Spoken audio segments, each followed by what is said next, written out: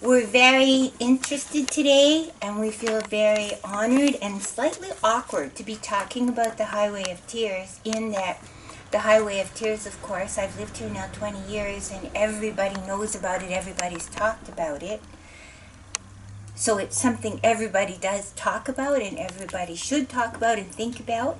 At the same time, I am a settler person, so some people would suggest I shouldn't really be talking about it. Mm-hmm. So with honor, respect, tenderness, tentativeness, and a deep, profound wish to be an ally, we're going to make a video here today which will be useful, I hope, for our course Social Work with Victims of Abuse, but also for our course Family Counseling, and perhaps any other course, because this is a very big issue which, as Carlene has pointed out this morning, intersects with all the other issues we've been talking about.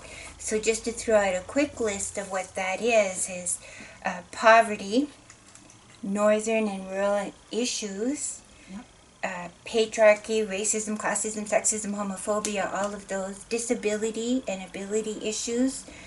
It intersects with class issues, all of the spiritual issues. Everything kind of tangles up in a really, perhaps, unbelievably gruesome way with the Highway of Tears.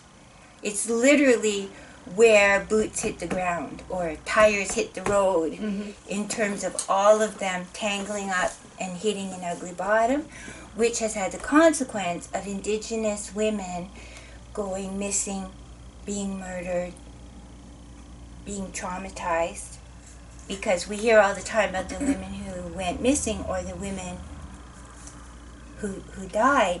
We don't necessarily always hear about the other girls or women who hitchhiked and got sexually assaulted or got beaten up or traumatized and who told no one and just got on with their day. Yeah, exactly. Just the survivors. Yeah, exactly. And for many reasons that we've talked about in the earlier videos, because of shame, guilt, disbelief in the justice system, mm-hmm. Indigenous women may not tell anyone that happened to them. They may feel nothing will change anyway, so why bring it up? They may feel, if I tell, he knows where I live because he picked me up in front of my house, right? And so on. So there could be a lot of reasons for us to not even know the full whole story. So for people who don't live in northern BC, who aren't in our courses here, 3rd or 4th year social work at UNBC, I'm going to do some background to contextualize this.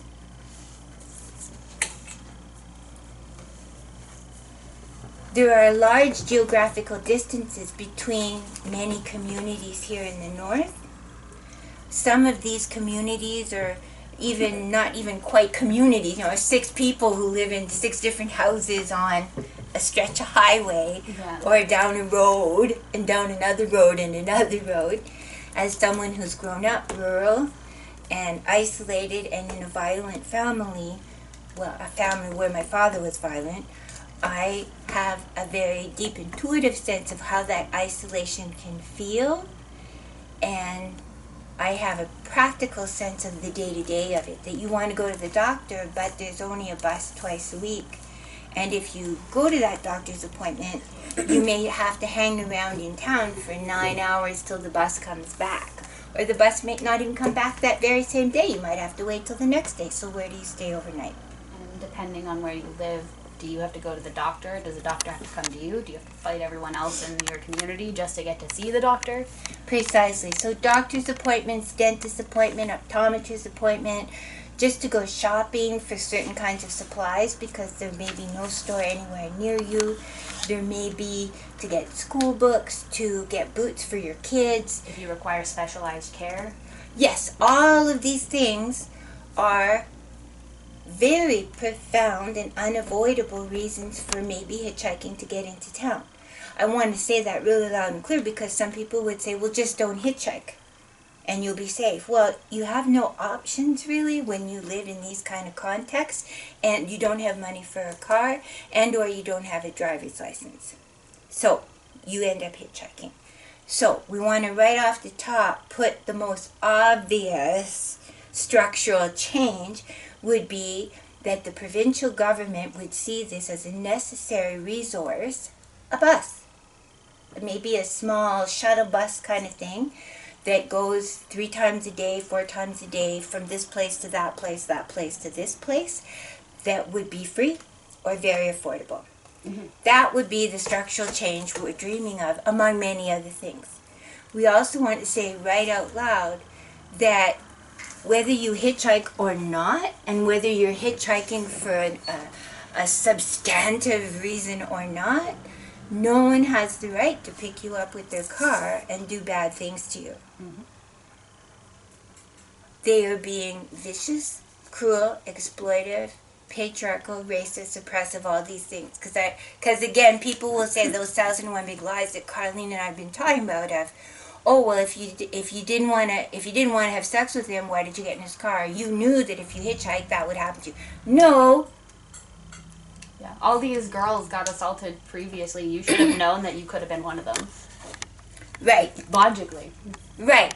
That's one of the 1,001 big lies. It goes right into the same cesspool as you were wearing a red dress, you brought it on yourself, or you must have liked the abuse, or you wouldn't have stayed with him. These are all patriarchal, racist, classist lies, and we're here to dispute them, erase them, resist them. Mm-hmm. Okay, so the Highway of Tears, I have a wonderful thesis here that anybody who's interested, you can go fresh off the presses. This was just defended yesterday, and I will tell you out loud also, it was clear path. So beautiful for her. This is Issues of Accessibility in the North, an analysis of transportation in the Highway of Tears by Cassidy Chivera, who also works at the Elizabeth Fry Society here in Prince George, and who is living here in the North and has a lot of tenderness and respect for these issues. So you can go and read this entire thesis, as you can also go and read, there must be now 500 books or articles about the Highway of Tears. The basic idea, as Cassidy, and I'm referring to this only because it's so recent, yesterday. That's about as recent as you can get for a publication. So she explores what are the challenges associated with transportation accessibility in northern BC. How does this issue affect the safety of women, in particular Indigenous women? What factors led to the Transportation Action Plan in 2015?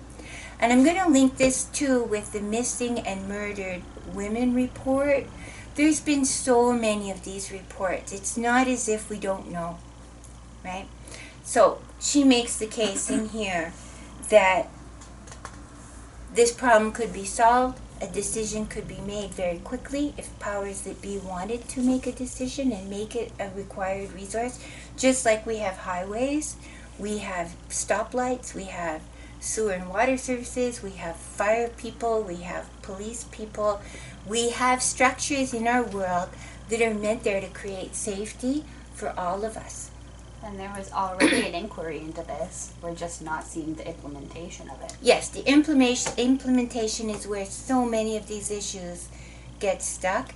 And I would suggest, I was really reflecting on this today, that as we've been watching Black Lives Matter and Indigenous Lives Matter, and before that there were all kinds of other, the Occupy movement. It's not, again, as if these things just came up yesterday. They've been around for decades and decades. The oppression of Indigenous people has been around for a few hundred years. Mm-hmm. So it's not a surprise.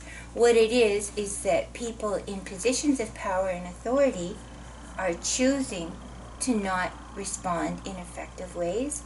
They are basically dragging their nasty white asses to make sure racism and oppression continues. In many cases, either they're actively or passively stalling. Mm-hmm. Any of us, we could have asked our great-grandma, why do you think women hitchhike? Oh, because they need to get to their doctor, dentist, right? They need to get groceries, they need to get pills, they need to go shopping. Mm-hmm. It doesn't really require another $1 million research report to figure this out. So, returning to Cassidy's document here, she emphasizes that we need to always look at these issues in an interdisciplinary way, and we've got a whole video on interdisciplinarity. We need to look at any of these issues from the perspective of the vulnerable people, i.e. Indigenous women themselves, and that has been done in some of these reports. We need to never forget that northern British Columbia is a unique landscape, so it wouldn't necessarily be one bus on one day. There needs to be little, that's why I thought a shuttle bus would be a better strategy. A shuttle bus from here to here or from there to there, and then they meet up and go there and so on. So it needs to be a little bit more nuanced than just... Right. Detailed, nuanced, discerning specifics and particulars. Much like the city bus in Prince George. We Right. have multiple places to go. Right. And one bus stop is not significant or sufficient enough. Right, exactly. To service an entire city. And while this would be a marvelous, we talked in the disabilities video about, for example, using something concrete and specific, because our videos are supposed to be concise, that if we use when we're speaking of disability issues, if we take the idea of a ramp instead of a stairway, a ramp, a cement ramp into the buildings and wide doorways, those two changes, if every building was required by law to have ramps and stairways, and ramps, elevators and wide doorways so you could get your wheelchair in or your scooter, everybody would benefit from that. There's nobody who's going to be disadvantaged by having wide doorways. Similarly, if we had a shuttle bus that was going from all these communities to the other communities, settler folk, men, children, elderly, everyone could be on the bus. It's not as if we're going to say only Indigenous women who otherwise would have hitchhiked can be on this bus. Everybody will benefit. Including the people that would have benefited from the Greyhound until that was removed. Precisely. So we always want to be looking at that too. We don't want to make it, oh, this problem only belongs to Indigenous women. It belongs to all of us, and to the extent that we can solve these problems, it will benefit all of us. So, having said all that, she does a beautiful job, and I invite you, you can go Cassidy Shuvara, Shuvera. It's a master's degree in interdisciplinarity, and as we've said, there's 100 reports on these, and I've only brought this to your attention because it just was finished yesterday. This document here is Red Women Rising, and this is one that came out, I think, a couple years ago. Indigenous Women Survivors in Vancouver's downtown east side. So, although we've been talking specifically here in this moment about the bus, the issues that Indigenous women face, whether they're in the downtown east side or here, of poverty, racism, stigmatization. In here they do a very long list of the kinds of things. Traumatized when they're children, landlords taking advantage, having a harder time finding good jobs, being not having access to, let's say, college education, university education, having a harder time getting their tuition than settler folk, etc. All the many, many vulnerabilities that come of that more Indigenous women end up stigmatized and targeted by the police, being stigmatized in the school, being stigmatized for shoplifting, all of these ways of, let's say, a million little moments of microaggressions cumulatively come to, you have Indigenous women living rural, living in poverty, living on land that settler folk may not have even wanted 200 years ago or 300 years ago, and that's why they've been put there, because at that time it was land that was seen as not very worthwhile.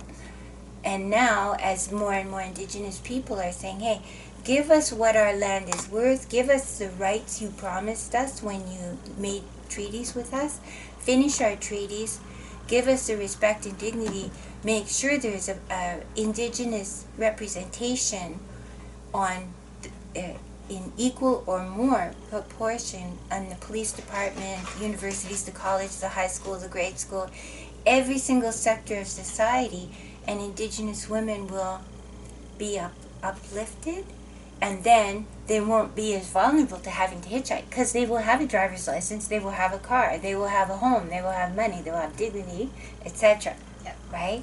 So all of these, I bring this into the conversation about the women in downtown Vancouver East Side because they experience the same issues there in many ways as here, because of all the trauma and pain and oppression, being more likely to turn to drugs and alcohol for solace or to get through the day, which then puts them in situations where they're more likely to be traumatized by men or end up in situations that are more risky or troublesome because they're stoned or drunk. They're more likely to be vulnerable to having health issues, etc., etc.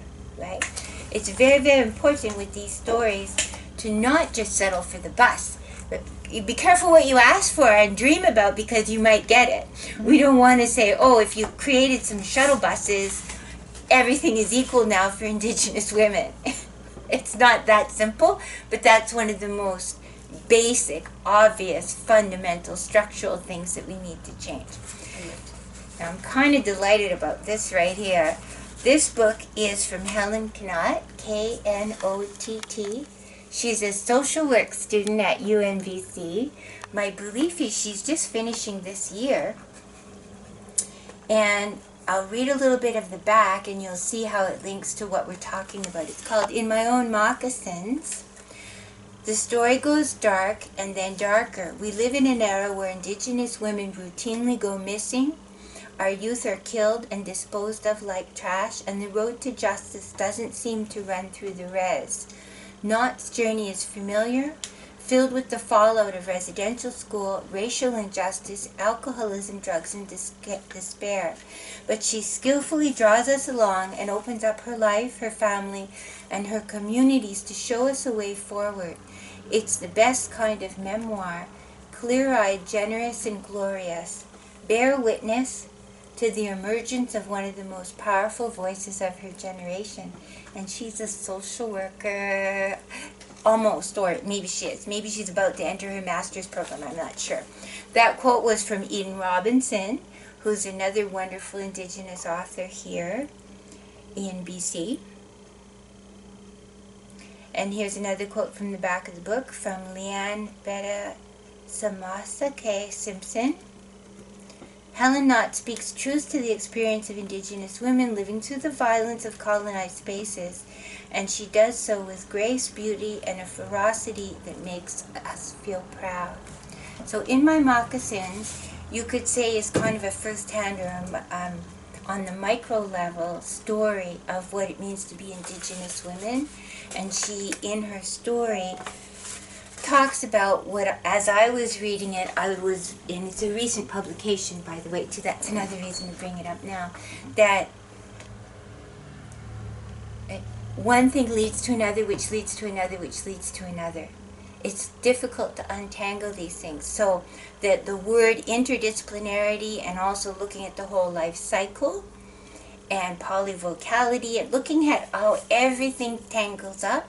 The Eurocentric way, the colonizer's gaze, often has this urge to turn to binary thinking, yes, no, winner, loser.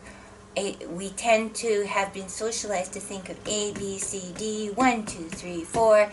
We don't want to see the tangle of it.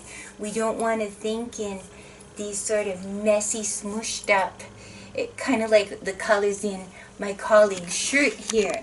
That is not linear rational sequential. It's not just one color. I like that kind of spiral of that, and that there's 3, 4, 5, 6 colors mixed in there, and the colors are gradiated. The pigmentation is paler and darker in different spaces, different densities of pigmentation. This is what more like what Indigenous people are wishing for us to think about. That they often have said things like, we want to look at issues in regards to how 7 generations have influenced this moment, and how everything we decide today may have influence for 7 generations. This is so profoundly useful when we talk about these issues. Settler people tend to, because Eurocentrism, colonization, empiricism, patriarchy, capitalism, all that stuff tends to want to only look at the 1 year outcome, because our political system goes with a 4-year cycle or a 3-year cycle. So politicians are thinking, well, I don't want to deal with this. If I could get away with not dealing with this and get myself reelected in 2 years, good to go. Good to go. Or they, sometimes with resolving these stories, will require a lot of money and a lot of effort up front. And you will see the incremental harvest of that over a 7 generation period. But most people who are making policy decisions are only interested in between now and the next election, which is 3 years, or they're interested only in between now and the year-end report, or now and the quarterly report. That's a type of economic violence. That's a type of way of deferring to the future to deal with certain situations, and that has consequences on the ground. So because these videos are meant for my social work with victims of abuse class or my family counseling class, but also I'm wishing that the students will also consider research on these issues. This book here, Research as Resistance, Critical Indigenous and Anti-Oppressive Practices. This book has some wonderful voices in here. Suzanne Strega, Indigenous, and she's talking about how do we look at these stories differently. So I'm wishing that we look at the Highway of Tears, we look at family issues, we look at social work with victims of abuse in a big way, versus right now the client's in front of me and I'll help her get through the day. We want to do that, help her get through the day, but also how can we substantively get to some of the roots of these struggles and make it different.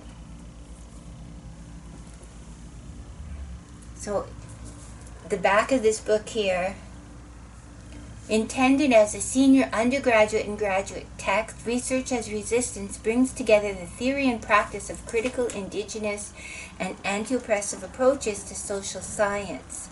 The book pursues some of the ontological and epistemological considerations involved in such research, including theorizing the self of the researcher, and offers exemplars across a range of methodologies, including institutional ethnography, narrative autobiography, storytelling, and participatory action research. I bring this into the conversation because The Highway of Tears is a story that has so many parts. It's big. It's really, really big. And messy. And messy. And Indigenous women have been telling us what they need. I'm almost wishing to, instead of only looking at Indigenous women, which is very, very obviously important, that's center, but also why are white people dragging their asses on this stuff? Why are municipalities and the provincial government not stepping up and getting it done? Perhaps the question you should be asking is, what do they gain by not doing the things? Right.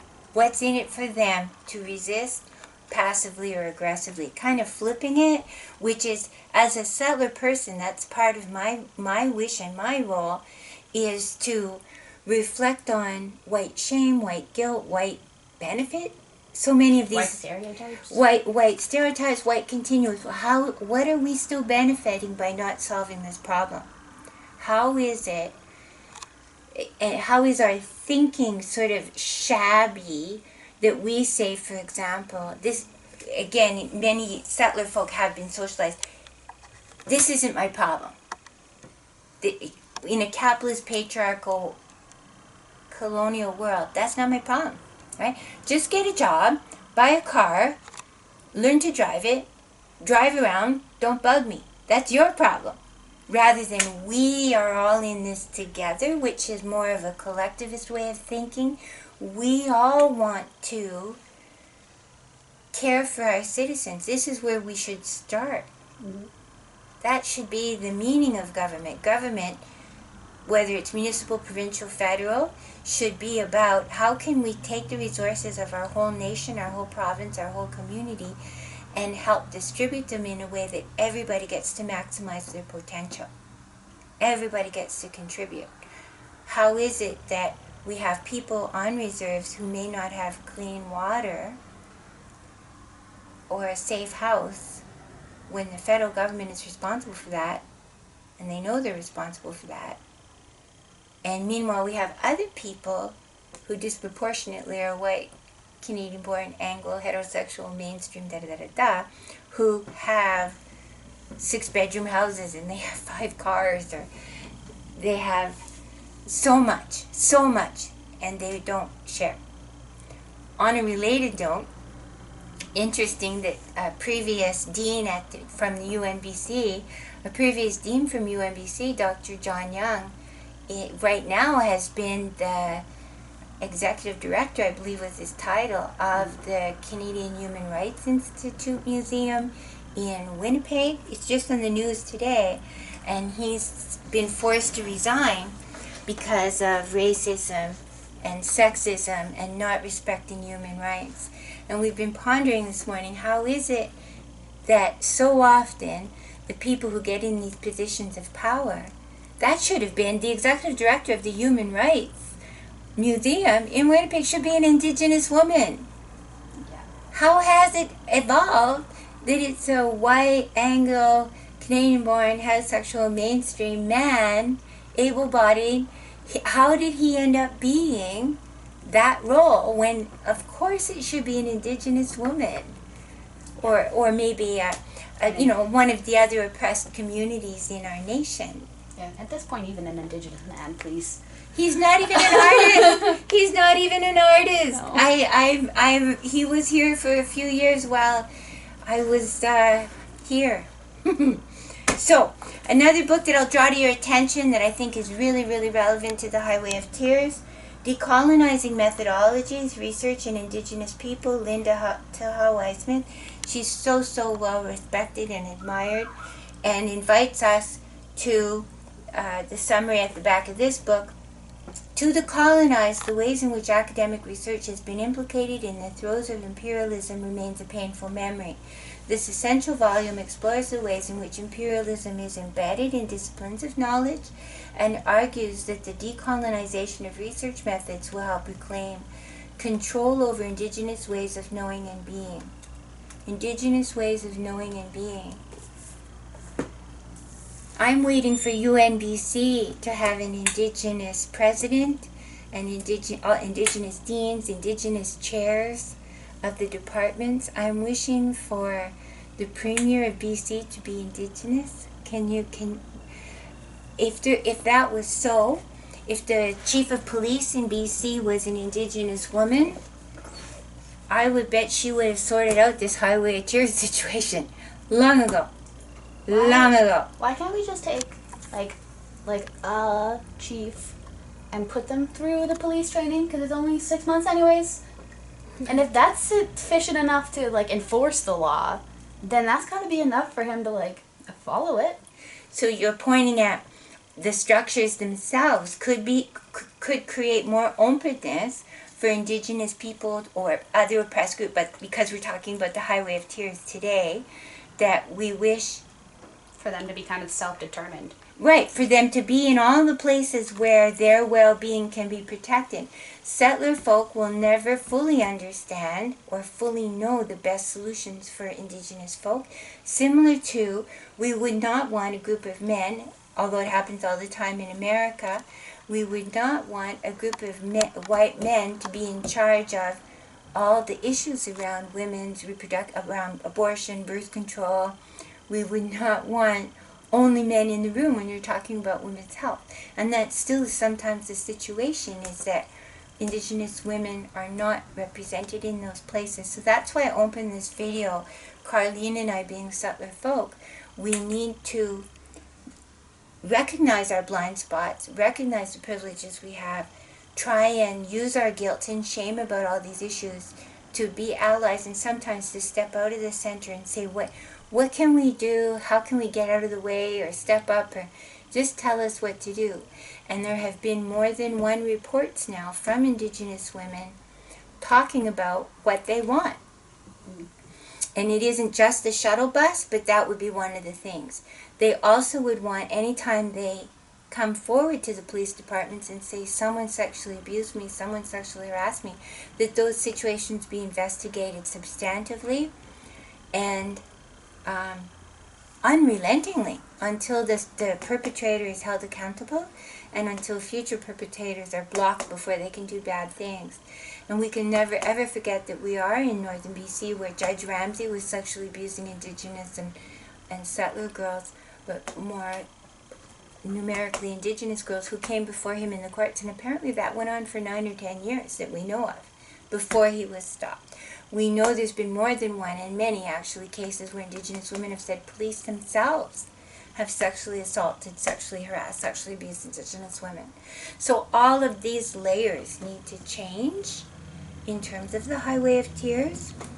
And Carlene, did you have some things that you wanted to make sure got added to this video today? Well, just that, like there were some basic things. For example, I guess, like, for scope, there's, like, along Highway 16, there's 23 different groups of First Nations groups that are along the Highway of Tears. And the victims that we are talking about, 10 out of 18 of them were Indigenous. So, but that being said, it's important to consider that number is potentially misleading, and not to take that at just at face value, I guess, because the police are saying, and there's a lot of evidence for the idea that there could be a greater number of women that could be potential victims. So the police are saying, like, upwards of, like, 40. Yeah. I think. And way more, because again, as we've said in many of these videos, that when someone is sexually assaulted, sexually harassed, sexually abused, they tend to not come forward at all. No matter what their cultural heritage, there's lots of reasons for them to not come forward. They're scared they'll be hurt again. They're scared their family will be hurt. They're scared no one will believe them. They're scared someone will blame them. On and on and on. And all of that is intensified for Indigenous. So yeah, I would say the numbers very, very likely are way higher than that. And for First Nations children, so moving forward, 47% of status First Nations children, and including, like, the surrounding areas, were living in poverty. They were 4 times more likely to live in poverty than non-racialized children, so, like, pretty much half. Yeah. So, yeah, to say that moving forward, by not changing anything, you're literally making the problem worse by sitting back and letting things progress. Right. And that's part of how colonization works. First you steal stuff from oppressed groups, then you blame them that they don't have stuff, and then you put them in situations where it will get worse and worse, i.e. they turn to drugs or alcohol or violence, lateral violence among themselves, and despair and giving up and suicide. Mm-hmm. And then you can steal more stuff from them because they're less empowered or assertive about taking care of themselves and taking care of their own boundaries and their own dignity. Mm-hmm. So you can steal their stuff some more, right? Colonizers, patriarchy, capitalism. There's this big sort of creepiness about it all, and people will internalize the blame. It's my own fault. I shouldn't have been hitchhiking.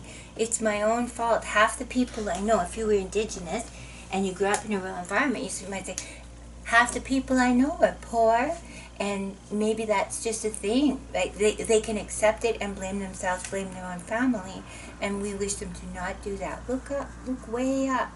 Mm-hmm. Yeah. So those are some really good stats and some research reminders. It's the whole life cycle too. It's girls and women. It's not just on a particular day that they hitchhike.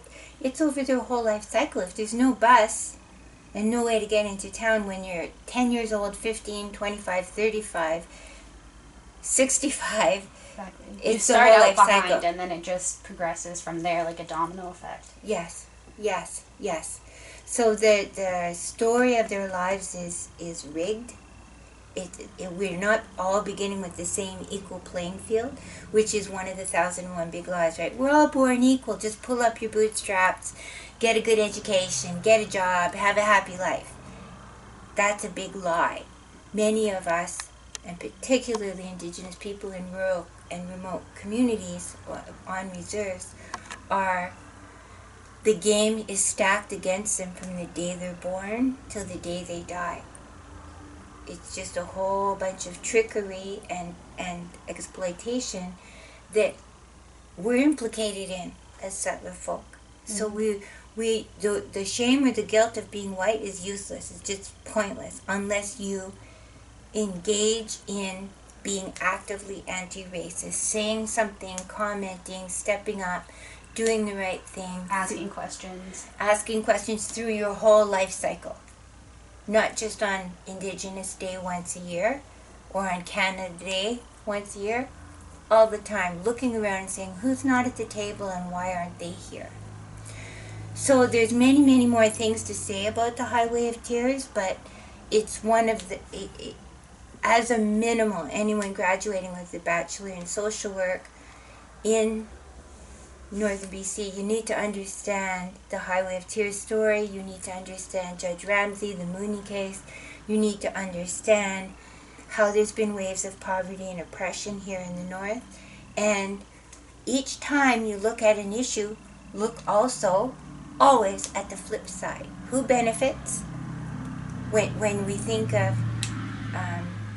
so for example, the Highway of Tears, there's a whole bunch of Indigenous people who hitchhike, but there's a whole bunch of settler people who have cars. How come? How'd that work out? Right? Because they had more access to education, money, all along the way. Yeah. At what point were police resources, I guess, given to those things? Like, was it before settler women were involved or after? And what did they have to benefit from increasing those resources for for white women, sorry? Yes, the classic one of that, I'm glad you brought that back into the room, is Nicole Hoare was a white woman who was tree planting and she disappeared. That was around 2002, and very quickly a $10,000 reward was put forward to find out about what happened to her. To my knowledge, no one has ever been able to tell us what happened to her, so no one's ever received the reward. But it is worth noting that her, and I think Madison Scott is another case where my understanding is the reward has also been put forward to help find information about what happened to her. So you kind of wonder, how is it that a $10,000 reward almost overnight appears for some women who go missing, but not for others, right? We would wish, first off, that they never go missing. Nobody ever goes missing. We would wish that everybody have access to a bus in a reasonable way. Mm-hmm. We also wish that for an Indigenous woman, that the same value would be put on her life of $10,000 from the provincial government, the police, somewhere the money comes to say, we care about this woman and we want her to be found. And we want the same amount of media coverage, the same amount of resources, the same amount of care, the same amount of representation that we give to all of our settler women who have gone missing. For example, Maddie McCann. Yes, exactly. So thank you for attending this video today. There's, of course, 1,000 other things to say about this, but we wanted to at least start a conversation about the Highway of Tears, and we recognize our limits as settler women, but we also recognize our responsibility to step up as settler women. And continually step up as settler women. Yes. So thank you, Stephen. We love your technical abilities. No problem.